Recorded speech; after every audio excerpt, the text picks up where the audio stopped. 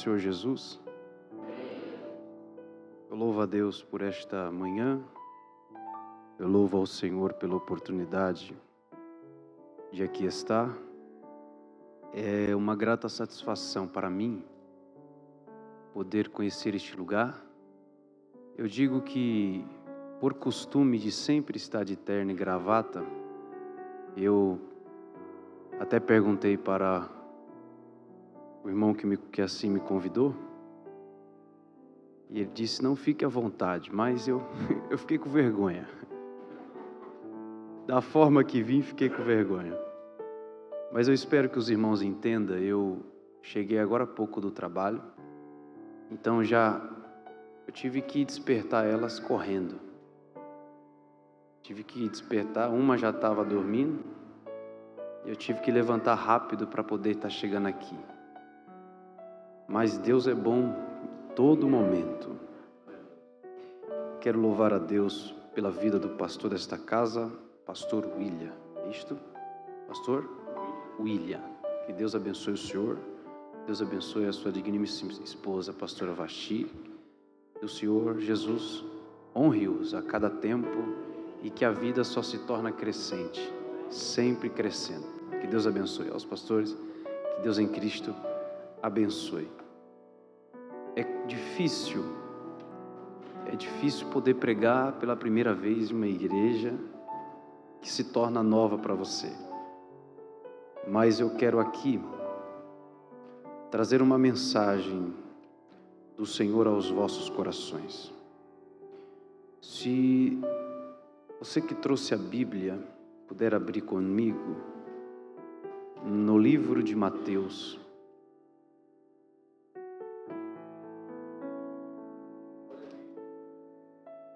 Evangelho de Jesus Cristo, segundo escreveu Mateus,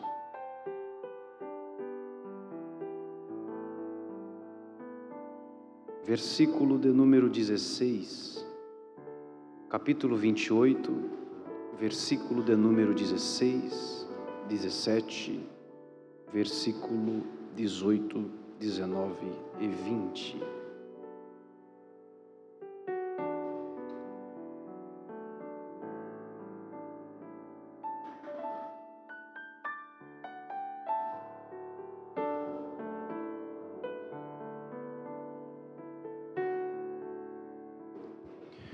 Mateus capítulo 28, verso 16 ao último versículo.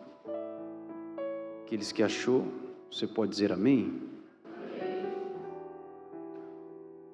Os 11 discípulos foram para Galileia, para o monte que Jesus lhe indicara. Quando o viram, o adoraram, mas alguns duvidaram.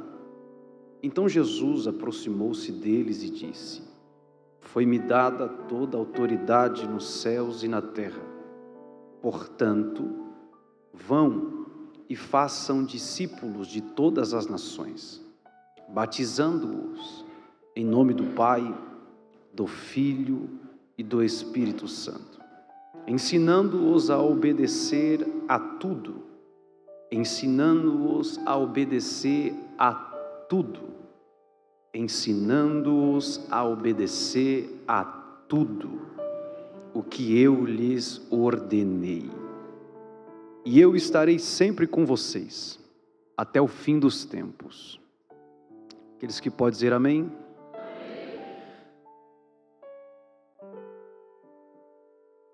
Esta oportunidade que Jesus nos dá, ela certamente faz parte da comissão da salvação. É certo que o batizar, ou ser batizado, se dedicar e se submeter a esta fase, nos dá a ênfase e total certeza de que isto de fato é um processo para a salvação. Alguns pontos centrais se enquadram ao momento ou à vida de um batizado. É bem verdade que tudo que se eleva em sentido de aprendizado se tira de fato da pessoa do nosso Senhor Jesus Cristo, o maior exemplo que podemos ter. Certo a isto, nós temos certamente um ponto central antes de adentrarmos a esta pregação, a simples dizer a vocês que este fato, esta realidade, a qual é o batismo, ele tem por costume, ou veio por costume de uma etnia religiosa chamada essênios. Os essênios, no deserto de Qumran, eles realizavam este feito. Alguns vão dizer que o próprio João Batista viveu no meio deles, pois o texto é bem claro dizendo que o João Batista cresceu no deserto. Os essênios eram aquele grupo que se localizavam próximo de Qumran e era um povo que não gostava de se misturar com a sociedade. Então, eles se retiraram para o deserto para assim viver. E todo noviciano, que quer dizer novo convertido, eles tinham que se submeter às regras, e dentro das regras existia o batismo. João foi quem apareceu para a comunidade trazendo esta novidade, trazendo este feito de que é necessário o batismo, pois assim é uma porta aberta para o processo da salvação. Então, observamos que o ritual do batismo, em descer as águas, simplesmente é um fato do que a Bíblia nos outorga e assim nos dá como uma autoridade índice. O Martinho Lutero, certa feita, disse que, pensando ele descer as águas, seu velho homem iria morrer, mas mal sabia ele que o infeliz sabia nadar. Então é bem verdade, queridos, que o batismo, ele é o processo para este fato da salvação, mas não quer dizer que o seu temperamento agora vai ser convertido. Não, porque temperamento não se converte, temperamento se controla, temperamento cuida-se para que não se aflija. É bem verdade que agora vocês que vão ser batizados, vão descer as águas, vão estar mostrando para vocês, vão estar mostrando para o céu, vão estar mostrando para o inferno.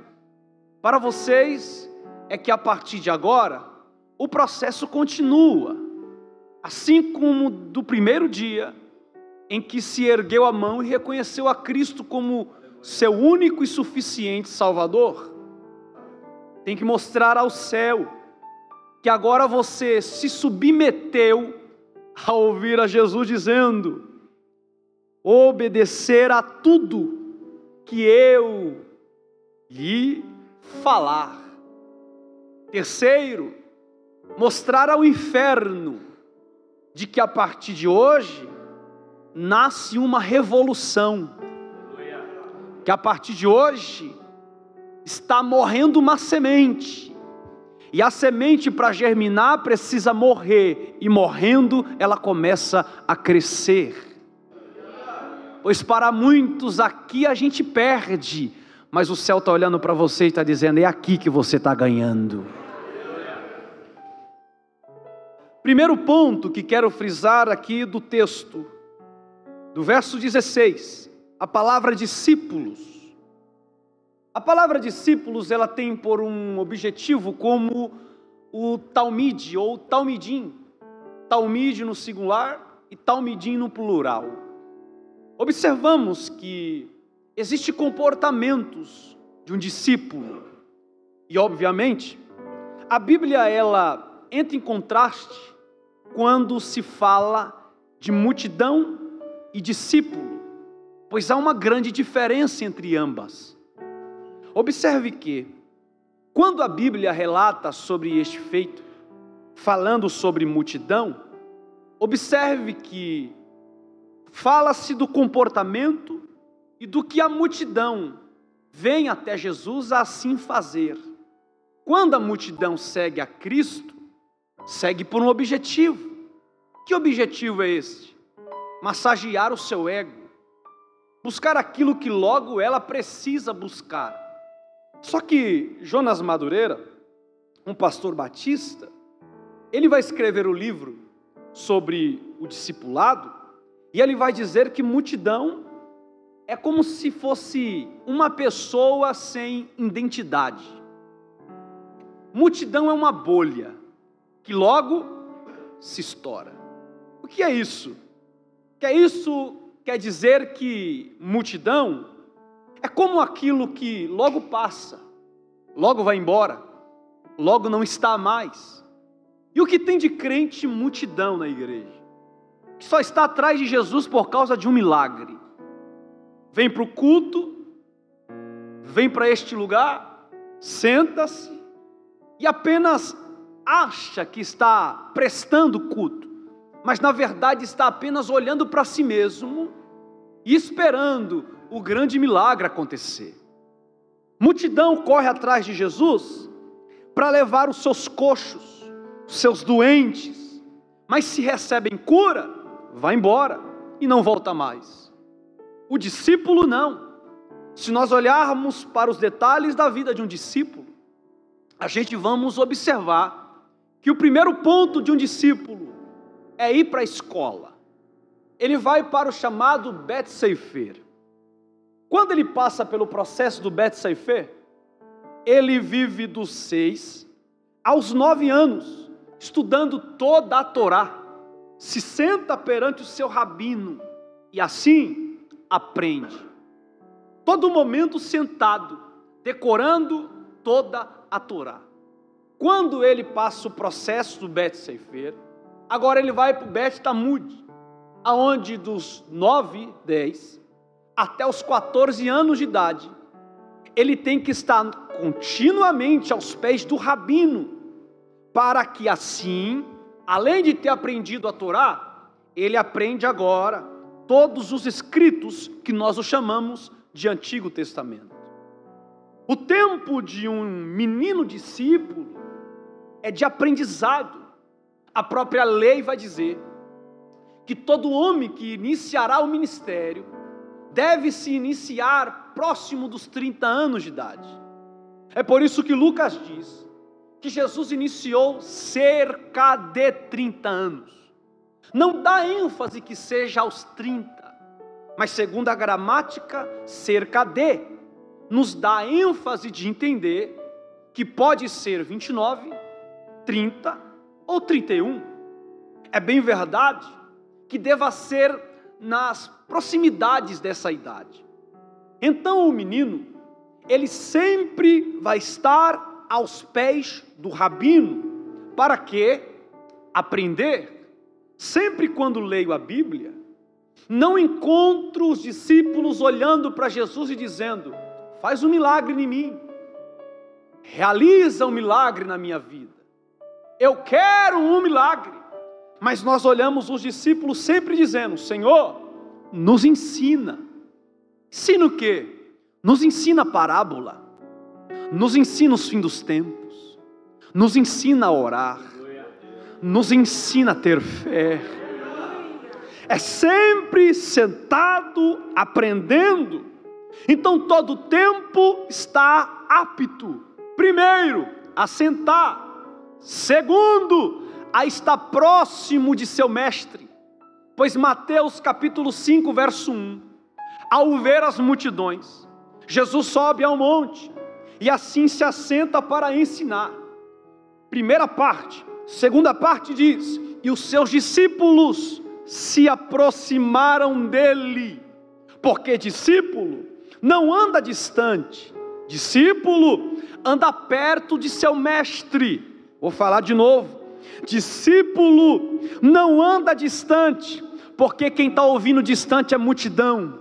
Quem está ouvindo distante é multidão. Quem está ouvindo distante é multidão. Mas discípulo de verdade chega perto. Nesta vida cristã, nunca devemos estar longe, primeiro, de Cristo, e segundo, do nosso pastor. Jesus nos deu pastores para serem mestres para nós, e assim, vivermos próximos dele. É por isso que eu digo para quem agora se batiza, nesta vida cristã, a gente se assenta e observa detalhadamente, tanto o nosso Mestre Jesus por sua palavra, quanto o nosso pastor que assim nos lidera. Ô irmãos, o discípulo, quando ele está na escola, diz a história que há um ditado popular para eles. E qual é? O ditado é esse: observa atentamente o seu mestre, como se estivesse com binóculos em seus olhos. Qual é a intenção disso?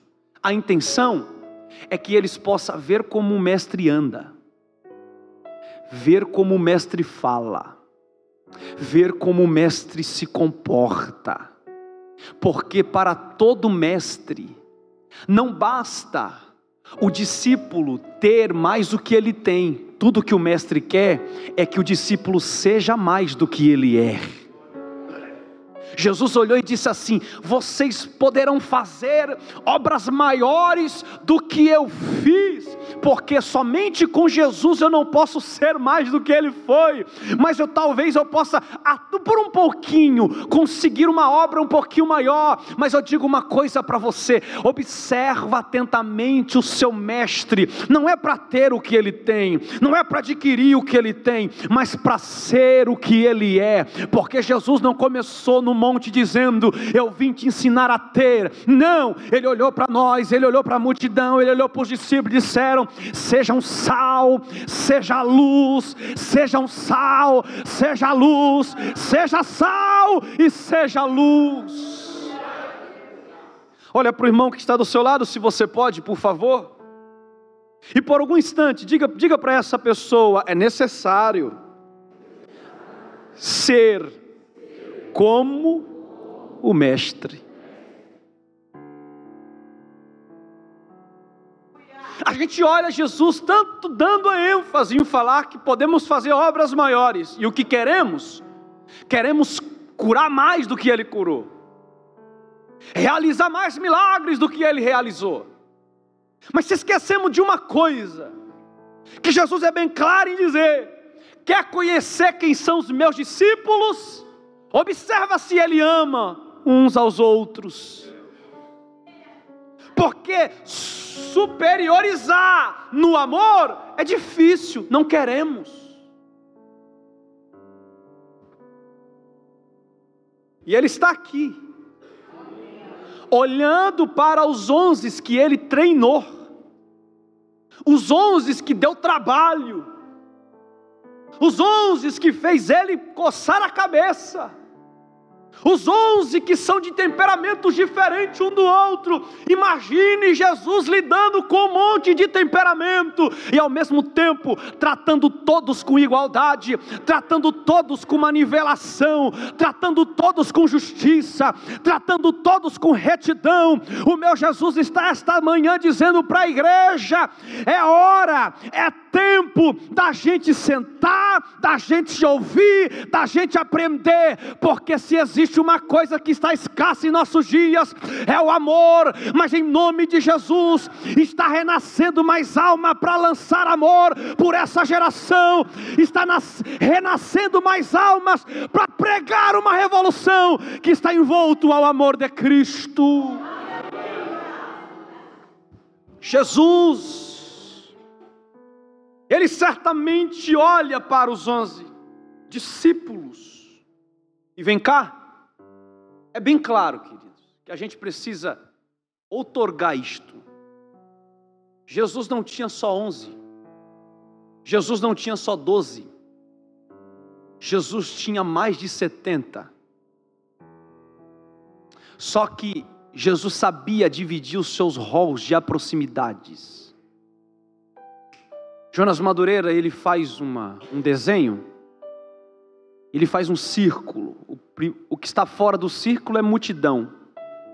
Pois Jesus, ele tem um ato dentro dele chamado misericórdia. E é óbvio que ele vai curar a multidão, porque o ato da misericórdia é isto. A misericórdia cura até o macumbeiro. A misericórdia é a questão de pegar alguém em perigo e só tirar dali. Só que multidão não tem a graça. Porque misericórdia todos podem ter. E a graça?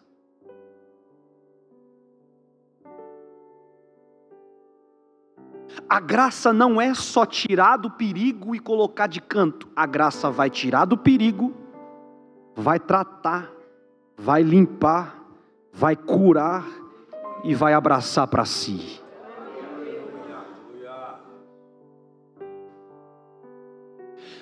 Após esta fase da multidão, tem os 70, que Jesus envia de 2 em 2. Passando a fase dos 70, tem simplesmente 12, a qual em todo momento que ele está curando a multidão, os discípulos estão com ele. Mas após os 12, tem 3. Porque em momento certo esses 3 entravam. Era lugar particular, os 3 estavam. Era num assunto mais aprofundado, os 3 estavam. Então a gente decide qual nível queremos estar. Queremos ser alguém somente em envolvimento ao que a misericórdia, que é coisa muito boa, pode nos dar, e ser uma multidão, e olhar e falar, não quero compromisso. Ser os 70 que simplesmente estão sendo enviados, mas não tem uma particularidade em se envolver com a comunhão com Cristo numa mesa, em uma casa. Podemos ser os 12, que até certo ponto está lá, foi apontado o dedo, escolhido, está no nível um pouco mais superior. Ou podemos ser os 3, que participa de todos os mistérios. Ou a gente fica no apatismo da vida e deixa a vida levar, ou a gente pega a vida, constrói ela em meio ao poder do Espírito Santo e faz com que isso aconteça o quê? Uma nova revolução de avivamento sobre esta terra. Porque para nós é simplesmente um ato tão bonito. Vai batizar. Mas deixa eu dizer uma coisa aqui. Olha aqui. O processo continua. Mas o batismo é uma prova do que queremos. Assim como Ezequiel olhou, viu o rio e o anjo mediu, e ele dizia, a água me deu aos tornozelos. Mas o anjo olhou e disse, Ezequiel, eu não quero você nesse nível. E o anjo mediu mais 1000, e a água me dava aos joelhos. O anjo olhou e falou, Ezequiel, como está aí? Está muito bom, parece que está ótimo. Não, eu quero você mais a fundo. E agora as águas me dão aos lombos. E aí, Ezequiel, o que você escolhe? Senhor, está bom aqui, para lá não dá mais, é muito profundo, mas é lá que eu quero você. E a água me dava mais 1000, e ele diz, os meus pés não tocam mais o chão, porque agora eu vejo o rio me levar, eu vejo o rio me levar, eu vejo o rio me levar, eu vejo o rio me levar. Quem está comigo nessa mensagem, nessa manhã, levanta a mão direita para cima, se você pode, em nome de Jesus, e diga comigo bem alto, Senhor. Diga mais alto, Senhor, me leva mais fundo, me leva mais fundo. A graça está olhando para você e está dizendo, então vem, então vem, então vem.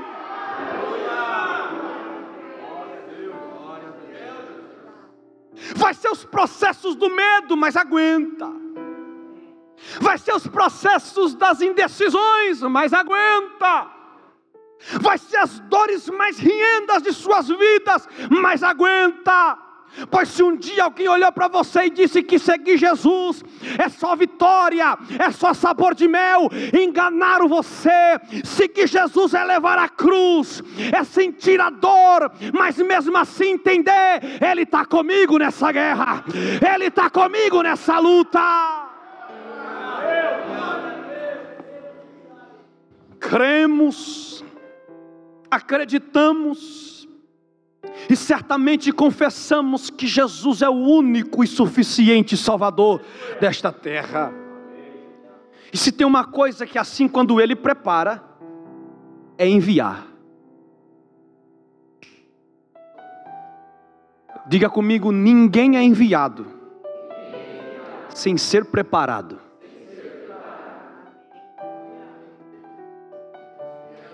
Eu me recordo que quando assim, com os 12 anos de idade, eu estava orando para Jesus fazer eu pregar pela primeira vez. Eu orei por cerca de 8 meses. Eu colocava as cadeiras na minha sala e pregava para as cadeiras. Ia para o banheiro e pregava no banheiro e minha mãe dizia, esse menino está ficando louco. Ele começa a falar umas línguas que eu nunca nem ouvi. Ele aponta o dedo e ele fala isso, fala aquilo. Mas tudo o que eu queria era que Jesus me colocasse para pregar no culto da minha igreja. Só que eu tenho que agora ir para o batismo. Então, antes de ser batizado, em cerca de 8 anos de idade, 9 anos de idade, eu conheci o poder do batismo com o Espírito Santo. Sabe como foi, amigos? O batismo com o Espírito Santo para mim foi uma experiência tremenda, pois lá na roça da Bahia, em Mairi, Bahia, eu ouvi uma voz que dizia que me traria para São Paulo e eu teria uma grande experiência. Eu vim para São Paulo e fui para uma igreja batista tradicional, que eles pregavam cessacionismo, aonde dizia que o Espírito Santo não mais operava. O Espírito Santo e seus dons não mais realizava na atualidade. Então, eu simplesmente continuei acreditando naquilo, e por um menino tão curioso como eu era, ao ponto de um dia entrar na igreja católica como eu cresci, e quando criança olhar para aquela estátua e dizer assim, se você se mexer, eu vou te servir por toda a minha vida. Eu esperei 1 hora, e ela não se mexeu. Eu saí dali frustrado, porque alguém dizia que aquela estátua era muita coisa. Só que a vida passou. Então, como um menino muito curioso, eu fui atrás de saber, será que de fato não existe mais esse poder? Aí um dia um amigo olhou para mim e disse, eu vou te levar num culto. Eu disse, como é? Vamos lá. Aí eu cheguei num culto, pequenininho, escrito Igreja Pentecostal, vivendo pela fé. Eita, imagine alguém batista, nossos irmãos, porém existem as diferenças teológicas, amor é o mesmo, diferenças teológicas. Eu simplesmente entrei. Quando eu entrei, o meu amigo joelhou e eu joelhei também, fiquei calado. E eu fiquei pensando, o que eu vim fazer aqui? Levantei, o culto iniciou. Daqui a pouco um pastor parou o culto e disse assim, agora nós vamos orar por busca pelo Espírito Santo. E eu falei, é agora. Quando começaram a orar, uma criança, eu era pequenininho, e o menino começou a pular. Ele fazia uns gestos com as mãos, falava umas línguas, e eu olhava e falava, o que é isso? Que negócio é esse? Eu olhei e eu falei, poxa, eu queria sentir se de fato isso é verdade. Aí eu peguei, fui embora. Depois de um tempo retornei à mesma igreja, o mesmo assunto, vamos buscar o batismo com o Espírito Santo. E o próprio menino, o mesmo menino estava ali. O que eu fiz? Não besta, criei amizade com ele. Comecei a conversar com ele e perguntei: o que você sente? Ele falou: eu sinto um fogo tão poderoso dentro do meu coração. Só que eu olhei e falei: mas e depois disso? O que acontece? Ele falou: eu tenho vontade de compartilhar com as pessoas o que eu sinto. Eu falei para ele: então compartilha comigo. Ele disse: então vamos orar. E começamos a ter um processo de oração. Aí um dia, o pastor da minha igreja disse assim: eu estou sabendo que tem gente indo para uma igreja pentecostal. Eu lá no fundo eu disse: e acharam? Ele olhou e ele disse: gente, para com isso, não entre nessa onda, isso aí é besteira. E contou a história da Assembleia de Deus de 1910, que um tempo passou pela Igreja Batista e tentou colocar algumas coisas do batismo, língua estranha e tá. Aí um dia eu falei assim, eu vou no gabinete do pastor. E fui. Com 9 anos de idade eu fui. Eu falei: pastor, por que isso não é verdade? Que o senhor... Ele foi me falando. Só que aí eu olhei para ele assim, eu falei: mas eu li na Bíblia que quando eles foram batizados, Pedro começou a pregar. E Pedro disse assim: sabe isso que vocês estão vendo? É para vocês, para seus filhos, para os filhos de seus filhos. Eu falei: por que isso não é fato se Pedro pregou? Ele começou a gaguejar. Eu falei: pastor, eu vou voltar na Pentecostal. Se eu for batizado lá, se Jesus de fato batiza, eu vou ficar por lá. Aí ele falou: menino, tu é muito maluquinho da cabeça. Eu falei: não, só sou um curioso que quero aquilo que o céu tem para me dar. Eu voltei na igreja pentecostal e ajoelhei e falei: Jesus, se o Senhor ainda batiza, eu vou ser batizado hoje. Eu só sei que quando eu levantei de joelho, eu estava lá na frente de joelho, chorando, falando em línguas e pulando na presença de Deus. Sabe o que é isso? É Jesus dizendo para você: ainda há continuidade na minha graça.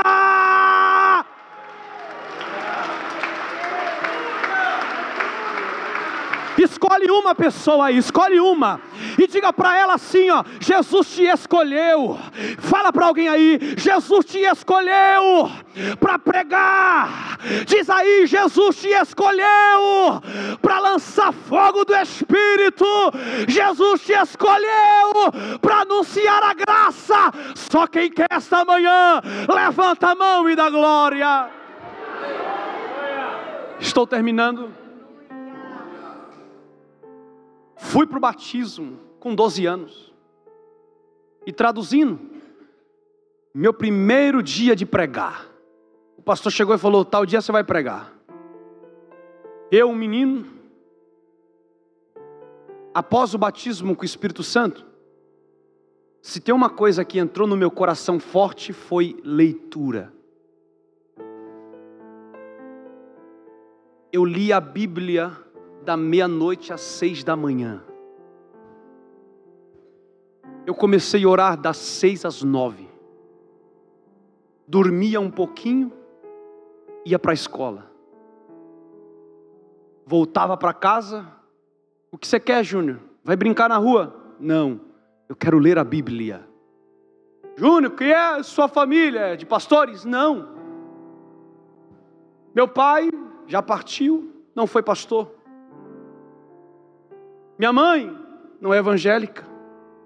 Minha família não é. Eu passei por tanto tempo ganhando muita gente para Jesus e dizendo: Senhor, por que eu não ganho minha família?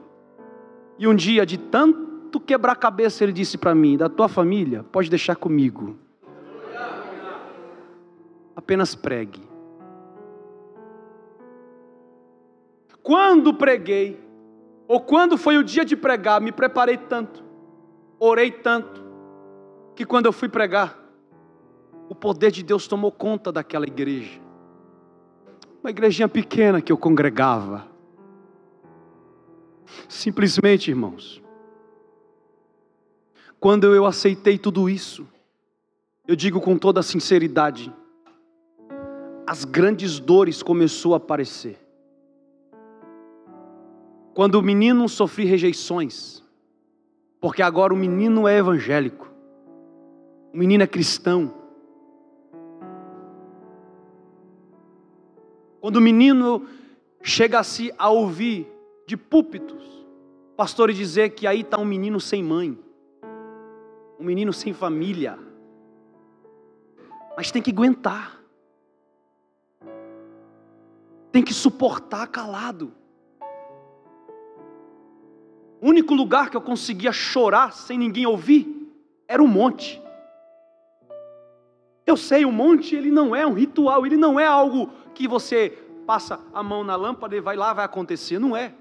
Mas era um lugar que eu tirava para mim, que era um lugar de refúgio, onde eu me isolava ali e ficava num canto. E ali eu chorava.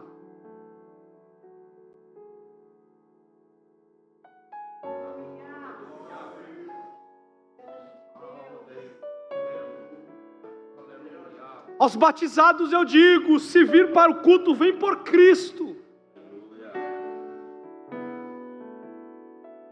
Honra suas lideranças. Obedeça às autoridades bíblicas e tanto quanto que o Senhor outorgou sobre a terra. Mas eu digo também, aguenta as pancadas. Pois nessa vida, se tem uma coisa que Jesus quer, é nos fazer um varão perfeito. E eu digo para vocês, diante de tudo, suporta até o fim. Suporta até o fim. Suporta até o fim. Diga comigo bem alto, a minha coroa ninguém vai derrubar. Ninguém vai derrubar, nada vai derrubar. Pois o que é que pode tirar você do amor de Cristo? É a morte, é a dor, é a pressão, é a fadiga, é a provação. Nada te separa do amor de Jesus. E o amor dele está segurando a tua mão e está dizendo, eu te sustento mais uma vez. Eu te renovo mais um instante.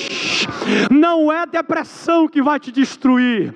Não é abandono que vai arrancar a chama ardente do teu coração. Mas faça como os grandes homens fizeram. Faça como John Wesley. Faça como Jonathan Edwards. Faça como John Bunyan. Faça como Knox. Faça como homens que revolucionou essa história. Pregue a palavra. Tempo e fora de tempo.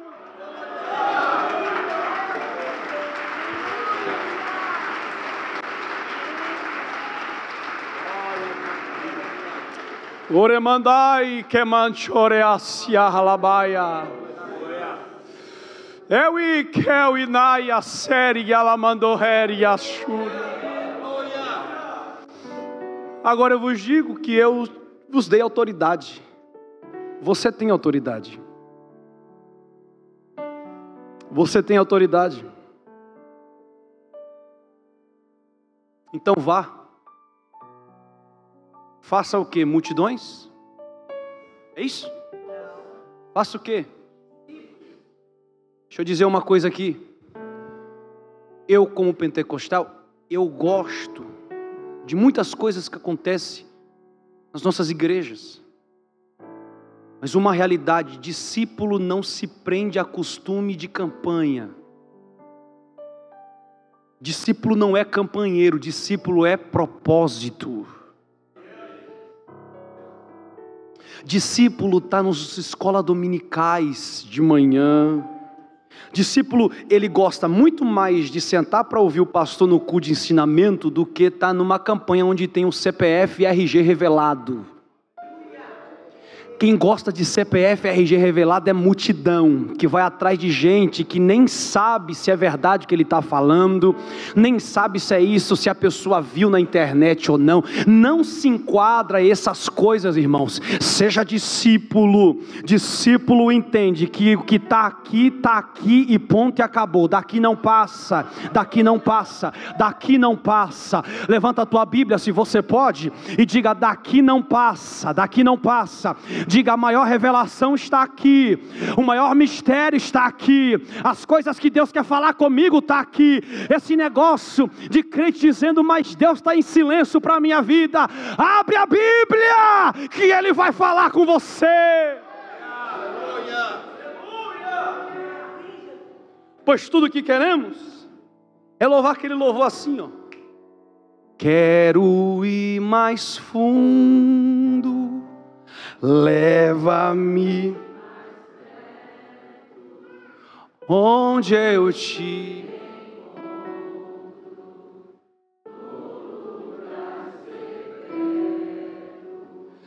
aos teus pés me rendo, pois a tua glória quero ver.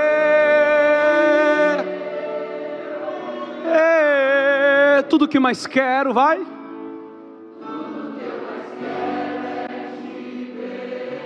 Me envolva com tua glória e poder. Tua majestade é real. Esse menino aqui, vem cá. Tudo que eu mais quero é te ver. Me envolva com